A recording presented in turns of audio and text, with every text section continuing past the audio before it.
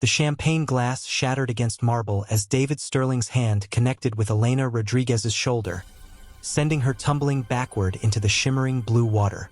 The screams started immediately, high-pitched and horrified, as dozens of sleek shadows darted toward the splash. Piranhas, hundreds of them, their silver bodies cutting through the water like living knives. Elena's survival instinct kicked in with crystalline clarity. She froze, every muscle locked into place as she sank deeper, her white uniform billowing around her like a ghost. The fish circled, curious but not attacking. No thrashing, no blood, no prey behavior. She held her breath until her lungs screamed, watching the distorted faces of the party guests rippling above the surface, their mouths open in shock or twisted in cruel amusement. 30 seconds felt like 30 hours before strong hands grabbed her arms and hauled her up. Security guards pulled her onto the deck where she collapsed, coughing and shaking, water streaming from her hair and clothes. The guests backed away as if poverty was contagious. David stood at the pool's edge, straightening his Tom Ford jacket, a satisfied smirk playing at his lips. "That's what happens when you don't bring the Chateau Margaux fast enough," he announced to scattered, uncomfortable laughter. "Maybe next time you'll remember that I don't." His words cut off mid-sentence. His eyes went wide, unfocused. The champagne flute slipped from his fingers, and his body followed, crumpling like a puppet with cut strings. His head cracked against the same marble that had caught his glass. Now the screams were different, panicked, real. Elena watched from her puddle of pool water as chaos erupted. Someone shouted for an ambulance.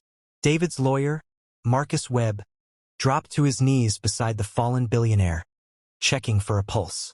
Business partners pulled out phones, their faces calculating rather than concerned. She could almost see the mental arithmetic, each one already figuring out how to profit from this moment. "Brain aneurysm," she heard a doctor guest say. "Massive one from the look of it. He might not make it." Elena stood on trembling legs, water still dripping from her uniform. She should leave. Walk away from this mansion, this life, this man who just tried to kill her for sport. But something kept her frozen, watching as paramedics arrived and loaded David's unconscious body onto a stretcher. Marcus Webb caught her eye as they wheeled David past. There was something in his expression, recognition maybe, or calculation. He knew what she'd seen over the years. They both did. Before you find out what happens next, do me a favor and hit that subscribe button. Trust me, you won't want to miss where this story goes, and there's so much more coming on this channel. Drop a comment telling me what you think Elena should do. Would you help the man who just tried to kill you? Now let's continue. 3 weeks passed before Marcus Webb appeared at Elena's sister's apartment in Queens. Elena had quit the moment she'd peeled off that soaking uniform. No notice, no forwarding address. She'd disappeared into the city like smoke. "Miss Rodriguez," Marcus said when she opened the door, his expensive suit looking out of place in the narrow hallway. "I need your help." "No." She started to close the door. "He's going to prison." Marcus's hand stopped the door. "David has no memory of the last 15 years. None. He can't access his accounts, can't remember passwords, business deals, nothing. And the federal investigators have been building a case. Without his memory, without evidence, without someone who knows the truth, he's going to be convicted of crimes he may not have even committed." May not have. Elena's laugh was bitter. "I was there, Mr. Webb. I saw everything." "Exactly." Marcus's eyes were desperate. "You're the only one who knows what really happened." His business partners are circling like vultures, making accusations, forging documents. "David's mother is sick, Miss Rodriguez. She's in a care facility that costs $30,000 a month, and if his assets are seized, she'll be thrown out. His sister has 3 kids who depend on his support. Whatever you think of David, and God knows you have every right to hate him, there are innocent people who'll suffer." Elena's jaw tightened.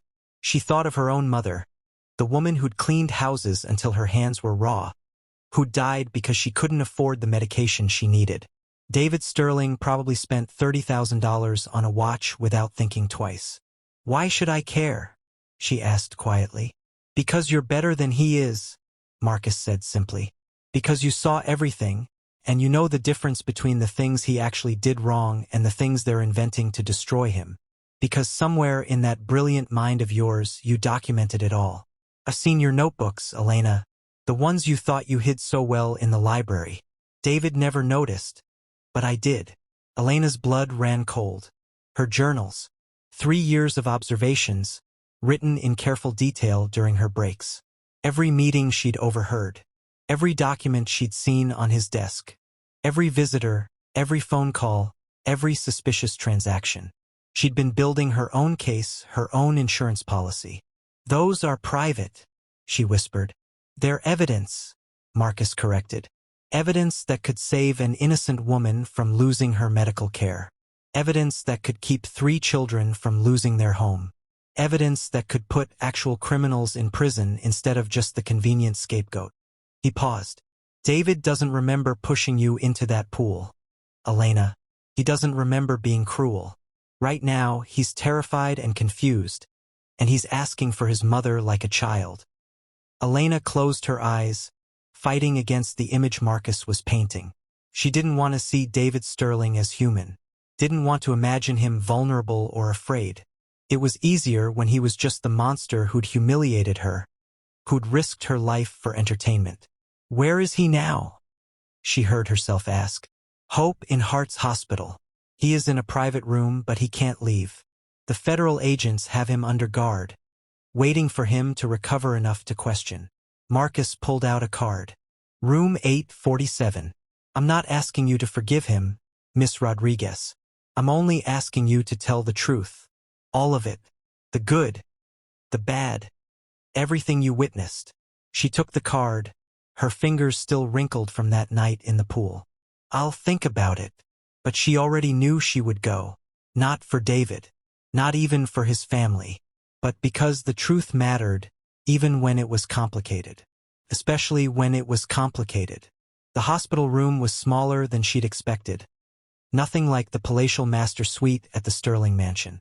David sat propped against pillows, his usually perfectly styled hair disheveled, wearing a plain hospital gown instead of his signature designer suits. He looked diminished somehow, younger and lost. He turned when she entered, and there was no recognition in his eyes. No memory of the pool, the party, the cruelty. Just confusion and something that looked painfully like hope. Are you a doctor? He asked, his voice hoarse. No.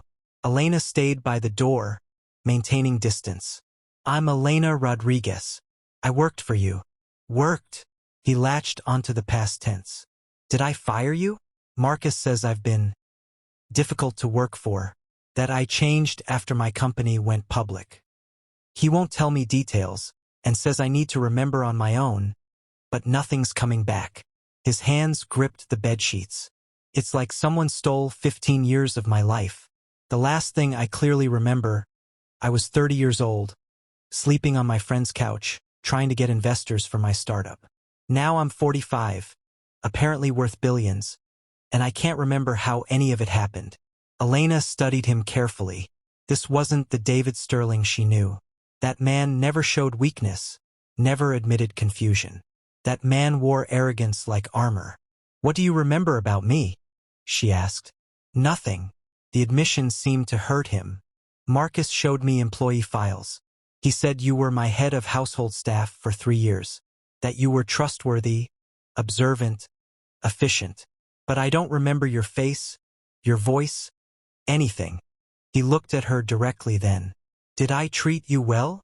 The question hung in the air like smoke. Elena could lie, could tell him he'd been a fair employer, take the moral high ground, be the bigger person. But David had asked for the truth. No, she said quietly.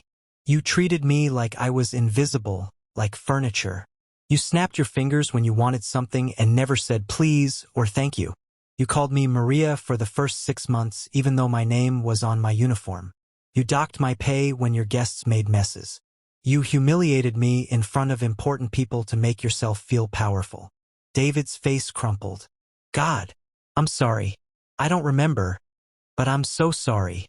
I'm not finished. Elena stepped closer, her voice steady but cold. 3 weeks ago, you threw a party. I brought you the wrong vintage of wine. You grabbed me and pushed me into your piranha pool in front of 50 people. I almost died, Mr. Sterling. I survived by staying perfectly still while those fish circled me, while your guests laughed and looked away. And then you collapsed. Brain aneurysm. Karma, maybe. The color drained from David's face. His hand went to his mouth. I did what? No, I couldn't have. That's attempted murder. That's... He looked at her with dawning horror. Why are you here? If I did that to you, why would you come anywhere near me? Because Marcus Webb told me that you're facing federal charges and you can't defend yourself without your memory. Because there are innocent people who depend on you. And because I'm the only person who knows the whole truth about your business dealings. Elena pulled out her phone, showing him a photo of one of her notebooks. I documented everything, Mr. Sterling. Every meeting, every call, every suspicious transaction. I was building a case of my own.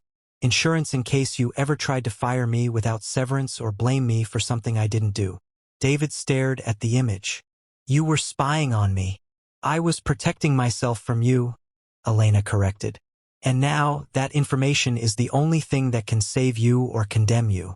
The federal investigators think you've been running an elaborate tax fraud scheme. Your business partners are claiming you embezzled from joint ventures. Your CFO says you forced her to cook the books. Are any of those things true? I don't know. David's voice cracked with frustration. I can't remember. What kind of person was I? Am I guilty? Did I break laws? Elena sat down in the visitor's chair, maintaining her distance but no longer hovering by the door. It's complicated. You pushed legal boundaries. You exploited loopholes. You made ethically questionable decisions that were technically legal. But the embezzlement charge is false. I was there when your partner, Richard Morris, skimmed money from the joint account and tried to frame you. I have dates, amounts, bank routing numbers in my notes. The tax fraud is murkier. Your accountants set up offshore structures, but I don't know enough about tax law to say if they crossed the line. And the CFO? Sarah Martinez. She's lying about being forced. I heard her bragging to her boyfriend about creative accounting strategies. She volunteered those ideas, pushed for them even. Elena pulled out her actual notebook, the pages worn and filled with her careful handwriting. David reached for the notebook, but Elena pulled it back. Not yet. First, I need to understand something. If I help you, if I provide this evidence, what happens after? Do you go back to being the man who pushed me into that pool? Do you rebuild your empire and start treating people like disposable tools again? I don't know, David said, and the honesty in his voice was startling. I don't know who that person was or why he became that way. Right now, I feel like I'm drowning, and everyone around me has an agenda. Marcus wants to protect the company. The investigators want a conviction. My business partners want my assets. My family needs my money. And you? He stopped, looking at her with an intensity that made her uncomfortable. You're the only person who's told me the truth about who I was. The only one not trying to manipulate me. Don't mistake honesty for loyalty, Mr. Sterling. Elena warned. I'm here because innocent people will suffer if I'm not. Your mother, your sister's children, the employees who did nothing wrong but will lose their jobs if the company collapses. I'm not here for you. I know. David's voice was barely above a whisper. And that's exactly why I trust you. Everyone else needs something from me. You just need me to face the consequences of my actions. That's more honest than anything I've heard in weeks. A knock on the door interrupted them. Marcus Webb entered, followed by 2 federal agents in dark suits. The woman was tall and severe, with gray-streaked hair pulled back in a tight bun. The man was younger, with calculating eyes that swept the room and landed on Elena with obvious interest. Mr. Sterling, the woman said, her voice clipped and professional. I'm Agent Lisa West with the FBI's Financial Crimes Division, and this is Agent Roland. We need to ask you some questions. Elena noticed the younger agent's reaction to her presence, the way his eyes narrowed. You're Elena Rodriguez, he said. You worked for Mr. Sterling. We've been trying to locate you for weeks. I quit, Elena said simply. After he assaulted you, Agent West added, consulting her tablet. We have witness statements from the party. Multiple guests saw him push you into a pool containing dangerous fish. That's assault with a deadly weapon, Mr. Sterling. That's a separate charge from the financial crimes. David's face had gone pale again. I don't remember. I have no memory of the last 15 years due to the aneurysm. My lawyer can provide medical documentation. Convenient, Agent Rowland said, his tone suggesting he didn't believe it for a second. Commit crimes for 15 years. Then claim amnesia when you're caught. It's real, Elena said, surprised by her own impulse to defend David. The two agents turned to look at her. I've spoken with him. He genuinely doesn't remember. He didn't recognize me, didn't know about his company, and couldn't even access his accounts. This isn't an act. And you would know this how? Agent West asked. You're the victim of his assault. Forgive me if I question your objectivity. I'm also the person who documented his activities for 3 years, Elena said quietly. I have detailed records of meetings, transactions, and communications. Everything I overheard or observed while working in his home. The room went silent. Marcus looked shocked. David looked confused. The agents looked like Christmas had come early. You kept records?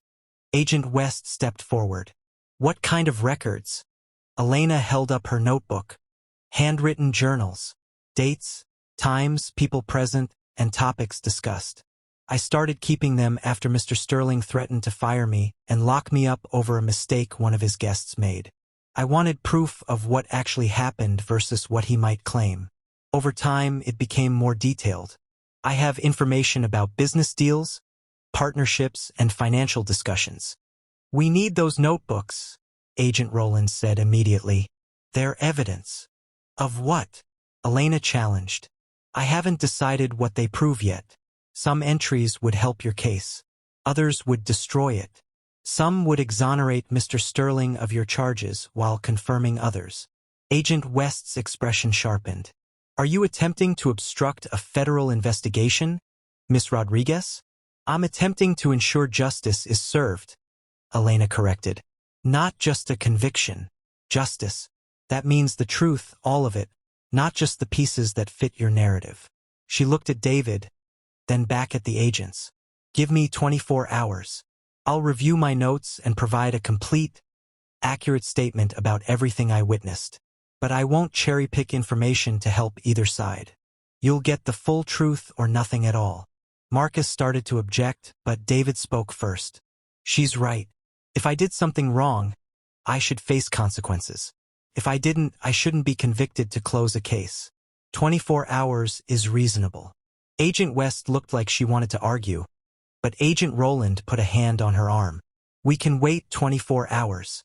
But Miss Rodriguez, understand that withholding evidence is a crime. We'll be watching. After the agents left, Marcus exploded. Are you insane? You just painted a target on your back. They'll arrest you for obstruction if you don't hand over those notebooks immediately. Let them try, Elena said calmly. I'm a private citizen recording my own observations in my personal journal. I'm not required to help their investigation, especially when I'm also the victim in an assault case. Any decent lawyer would advise me not to speak without legal representation, which is exactly what I'm doing. Taking 24 hours to review my notes and consult with an attorney is completely reasonable. David was staring at her in awe. You're protecting me, even after what I did.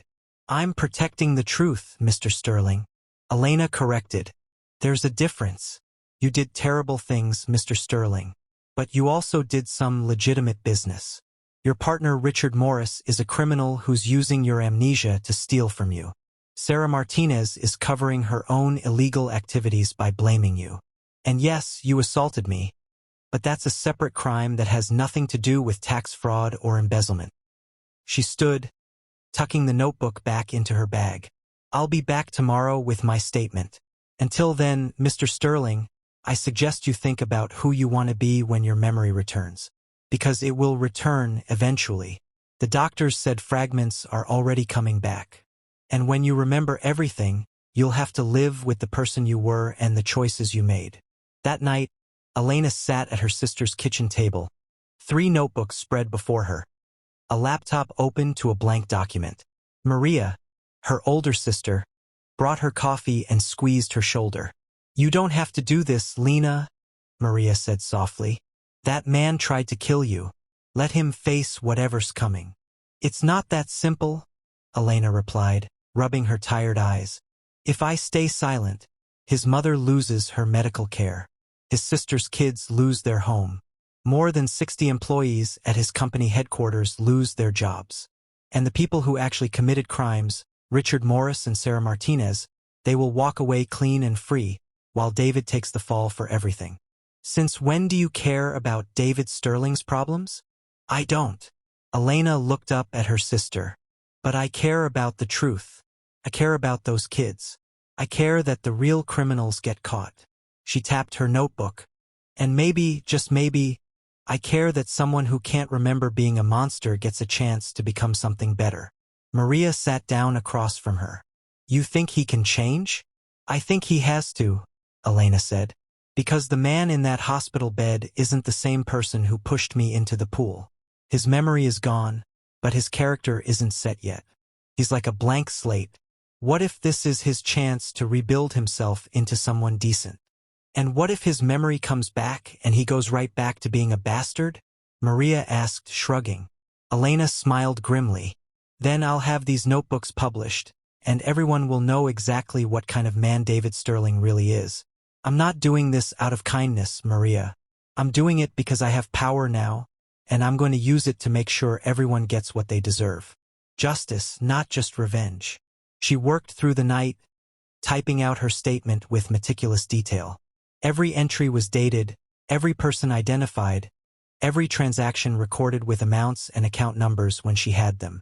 By dawn, she had a 40-page document that laid out 3 years of David Sterling's business life with brutal honesty. Some of it was damning. Tax avoidance strategies that pushed ethical boundaries. Pressure on employees to work unpaid overtime. Lavish personal expenses charged to company accounts.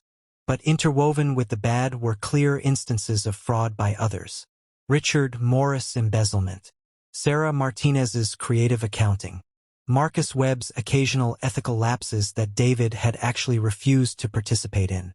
The most revealing entries were the personal ones. Notes about David's calls with his mother, his genuine concern for her health, his panic attacks before board meetings, his insomnia, his increasing isolation as wealth built walls around him. Elena had captured not just a criminal or a saint, but a complicated human being who'd made both good and terrible choices. At 8 in the morning, she returned to the hospital with her laptop, a USB drive, and copies of the relevant notebook pages. David was awake, staring out the window with hollow eyes. He looked like he hadn't slept. "Did you remember something?" Elena asked. "Fragments," he said hoarsely. "The pool, your face underwater, the fear in your eyes. I keep seeing it over and over." He turned to her, and there were tears on his face. "How do I live with that? How do I look at myself knowing I'm capable of that kind of cruelty?" Elena sat down, placing her laptop between them. "You face it. You acknowledge it. You make amends where you can and accept that some things can't be fixed." She opened the document. "I wrote my statement. It's honest and complete. It will help you in some ways and hurt you in others. But it's the truth." David reached for the laptop, then hesitated. "Before I read it, I need to know something. Can you ever forgive me? Not now, maybe not ever. But is it even possible?" Elena considered the question carefully. "I don't know. Forgiveness isn't something you earn like a reward. It's something the victim gives when they're ready, if they're ever ready. Right now, I can tell you that I don't hate you. I hate what you did. I hate who you were. But the man sitting here, the one who can't remember being that person, I don't know him well enough to hate him yet." "That's fair," David whispered. "More than fair. Read the statement," Elena said. "Then decide what kind of man you want to be going forward. Because Mr. Sterling, your memory will come back eventually. And when it does, you'll have a choice. You can go back to being the person who pushed me into that pool, or you can become someone better. Someone who actually deserves the second chance he's been given. David spent an hour reading while Elena waited. She watched emotions play across his face. Shame, horror, recognition, relief, confusion. When he finally looked up, his eyes were red. "I was a nightmare," he said simply. "Not just to you, to everyone. My employees, my family, my partners. I weaponized my wealth. I used people." He scrolled back to an entry. "But I also refused to participate in Richard's money laundering scheme. I actually reported concerns about Sarah's accounting to the board, but they overruled me because her strategies increased profits. I'm not innocent, but I'm not guilty of everything they're accusing me of either." "That's what I documented," Elena confirmed. "The complicated truth. You weren't a monster or a saint. You were a man who made increasingly bad choices as power corrupted him. But you drew lines sometimes. You protected your family. You had moments of decency buried under layers of arrogance." Marcus Webb arrived with the federal agents at 10. Elena handed Agent West the USB drive and printouts. "Everything I witnessed over 3 years," Elena said. "Dates, times, conversations, and transactions. I've organized it chronologically with an index by topic. Some of this supports your investigation. Some of it contradicts your current theory. All of it is true to the best of my knowledge and recollection." Agent West took the drive like it was made of gold, and Agent Roland was already flipping through the printed pages, his eyes widening. "This is incredibly detailed. Why did you keep such extensive records?" "Self-preservation," Elena answered. "I worked for a powerful man with a temper. I wanted proof of what actually happened in case he ever tried to blame me for something or fire me unjustly. I never intended to use it like this, but circumstances changed." Agent West looked up from her tablet where she'd already started reviewing the files. "Miss Rodriguez, this corroborates several concerns we had about Richard Morris and Sarah Martinez. According to your notes, Morris proposed a shell company structure that Sterling rejected. Is that accurate?" "Yes. March 15th, 2 years ago. Mr. Morris wanted to route payments through offshore entities to avoid reporting requirements. Mr. Sterling called it money laundering and refused. They argued for over an hour in the study. I was cleaning the adjacent library and heard everything through the door." "And Martinez?" Agent Roland asked, his tone sharp. "She implemented aggressive accounting strategies that Mr. Sterling questioned multiple times. On June 3rd last year, he specifically asked if her methods were legal. She assured him they were standard practice in the industry. I have notes from 4 separate conversations where he expressed concern about her approaches." David was listening intently, fragments of memory clearly surfacing. "I remember her," he said suddenly. "Sarah. She was confident, brilliant with numbers. She said everyone did it, that I was being paranoid." His face darkened. "But I signed the documents. I approved the strategies even though something felt wrong. That's still on me." "Actually," Agent West said, scrolling through the files, "according to Miss Rodriguez's notes, you didn't sign several key documents. Your signature was forged on the most egregious filings. She noted that you were away in Japan during the dates these were supposedly signed, and she observed Martinez with your signature stamp seal that you'd reported missing 2 weeks earlier." The room fell silent. Elena had forgotten about that entry, a throwaway observation that suddenly carried enormous weight. "I saw her with the stamp in the office," Elena confirmed.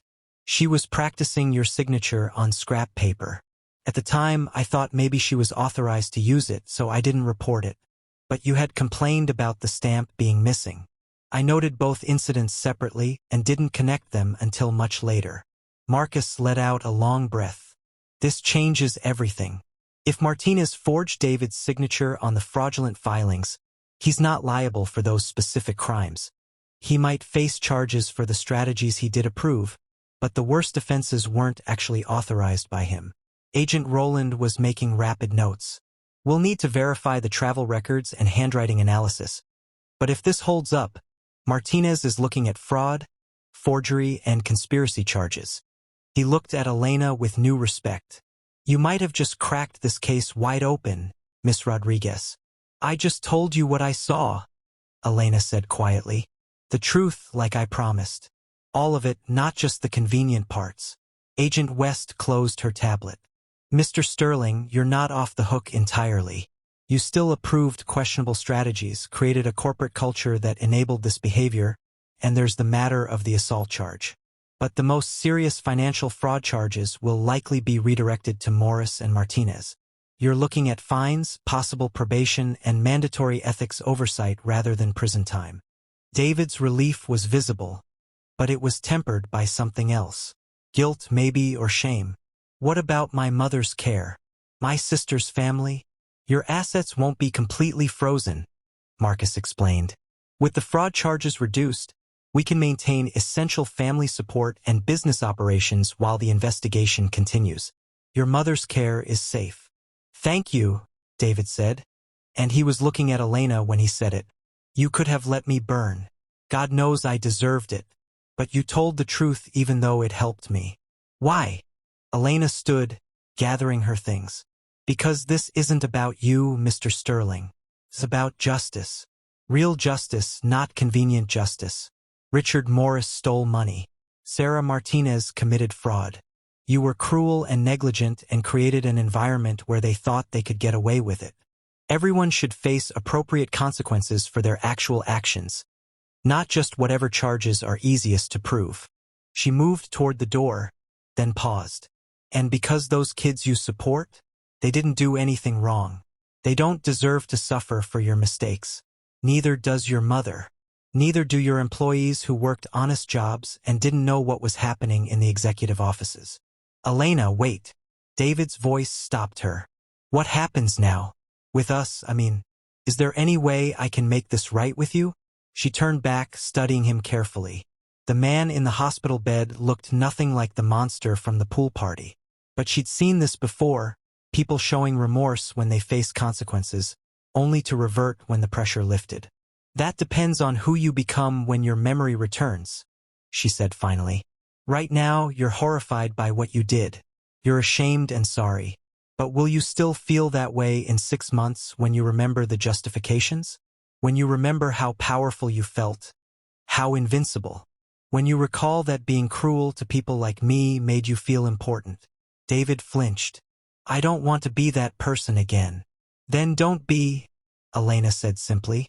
You have something rare, Mr. Sterling. A second chance to build yourself into someone better. Most people don't get that. Most people have to carry their past selves around like chains. Your chains are broken, at least partially. Your memory will come back, but you get to choose how you respond to those memories. You can embrace the man you were, or you can reject him and become something better. How? His voice was desperate. How do I make sure I don't go back? Elena considered, then pulled out a business card and wrote her sister's number on the back. Therapy for one. Real therapy with someone who specializes in personality disorders and power dynamics. Accountability for another. Keep people around you who will tell you the truth, even when it's uncomfortable. And consequences. Accept the penalties for what you actually did wrong. Pay your fines. Do your community service. Let it remind you every day that actions have consequences. She placed the card on his bedside table. And if you want to prove you've changed, start with the people you hurt. Not grand gestures. Real change. Pay your employees fairly. Treat your staff like human beings. Use your wealth to lift people up instead of pushing them down. Show me through actions, not words, that the man who pushed me into that pool is dead and gone. And if I do all that? David asked quietly. If I really change, will you forgive me? Elena smiled sadly. Ask me again in a year. Maybe 2. Forgiveness isn't a transaction, Mr. Sterling. It's not something you can buy or earn on a schedule. But if you become the kind of man who deserves it, who knows? Stranger things have happened. She walked to the door one final time. Elena, David called out. Thank you. For the truth. For the mercy. For giving me a chance I don't deserve. Don't thank me yet, she replied. Thank me when you've actually changed. If you actually change. 6 months later, Elena received an envelope with no return address. Inside was a check for $200,000, payment for emotional damages and lost wages. There was also a photo of David volunteering at a soup kitchen, and a brief note in handwriting that looked unpracticed and humble. Day 180 of trying to be better. Still have 185 to go before I ask again. Thank you for showing me the truth. Elena kept the photo but donated the check to a workers' rights organization. Some debts she knew couldn't be paid with money. If this story moved you, hit that like button and subscribe for more incredible true-to-life tales of karma, redemption, and justice. Drop a comment below telling me, do you think David deserves a second chance?